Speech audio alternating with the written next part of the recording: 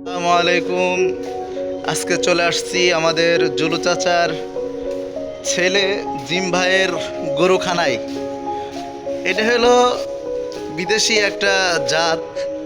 এই গরুটা আসলে তারা ছোট থেকে নিজেরাই পালছে। দেখেন গরুর সাইজ কি! ওরে বাবা, একবারে মনে হচ্ছে আফ্রিকান। মানে এত লম্বা, সবার থেকে লম্বা গরু।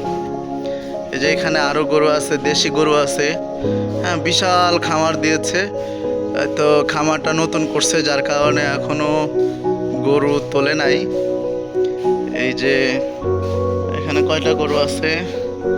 1 2 3 4 5 6 7 8টা গরু। তার মধ্যে 8টা গরুর মধ্যে আমাদের এই যে শাইন ভাই আছে। শাইন ভাই এই খামার পরিচালনা করে।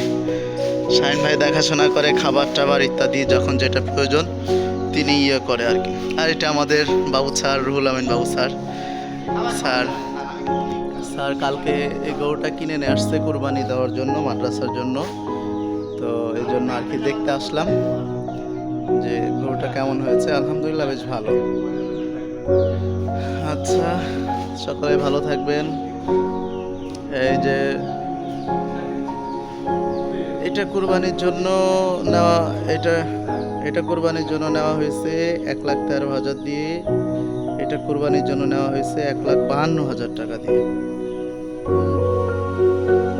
এরকম। তো সেই হিসেবে মানে আমাদের 1,13,000 টাকা দিয়ে আলহামদুলিল্লাহ অনেক করতে হয়েছে।